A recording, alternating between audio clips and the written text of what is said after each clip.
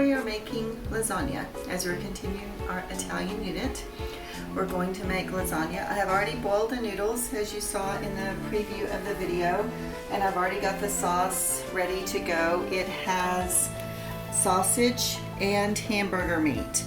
I don't know if we've talked about this before, but whenever I do Italian food, I like to mix half hamburger meat and half sausage because I think it amps up the flavor. We're going to jump right in and we're going to layer. We start with a layer of noodles. I boiled my noodles. We start with water and bring it to a boil, and then I add a little bit of salt and put the noodles in and boil them for about 10 minutes. When you put your noodles in the pan, put noodles, then you add some sauce, and you can just use your favorite spaghetti sauce, or if you have a homemade sauce. I haven't made homemade sauce in years because I guess I could have made it, but since we're in quarantine I have time. But this is a Classico sauce. If you can find Emerald is one of my favorites. Spaghetti sauce.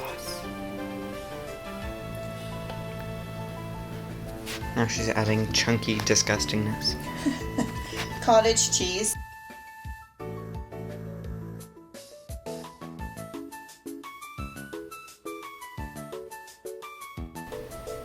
If you prefer ricotta, you can. I've made it both ways. I just prefer the cottage, so I always make mine with cottage. And then you're going to sprinkle the same way with the mozzarella. I think the recipe calls for 2 cups, but you're welcome to use more. You can also use an Italian cheese mix, shredded Italian cheese mix if you want to do that. And then you're going to sprinkle a little bit of parmesan. And you can buy shredded parmesan too if you prefer to use that. Then you're going to repeat and do another layer of noodles.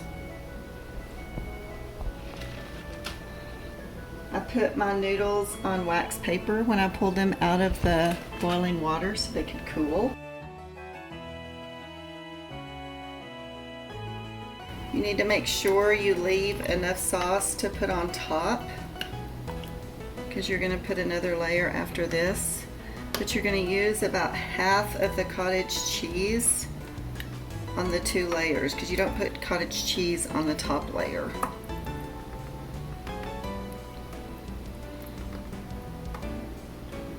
So you can really fill the middle layers with cottage cheese.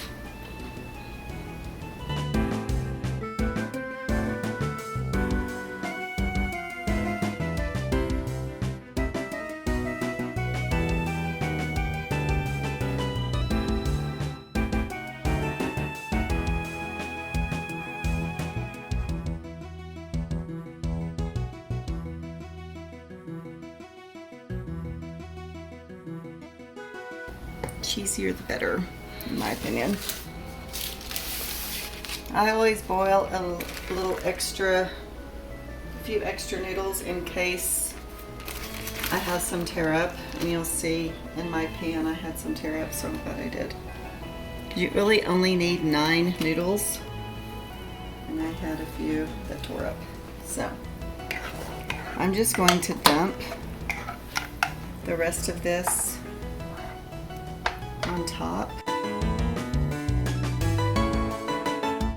I already had the meat cooked and in the freezer because when I made manicotti with my culinary 2 the other day, I went ahead and did a pound of each sausage and hamburger, and I froze the meat so I could use it to make lasagna with you guys. So that's why when you saw in the video I was dumping it out of a Ziploc bag because I'd already had it cooked to save me a step today when I did this with you. Make sure you cover all the noodles so that the noodles don't dry and crispy. You want it to be covered in sauce. And then you're just going to dump break up this cheese a little bit. The rest of this cheese, and if you want to put more cheese on it, you can.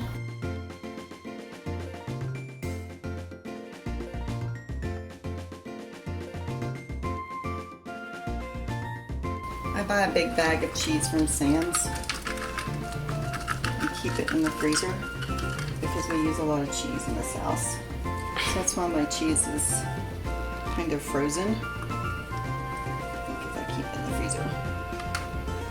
Oh, it's frozen because you keep it in the freezer? Nice thing. And then I'm going to sprinkle with Parmesan. And then we're going to cover it and we're going to put it in the oven at, I think it's 350 for about 50 minutes. And then you let it set for maybe 10 minutes and then you eat it up. Good for a family meal and serve it with some bread. Perfect.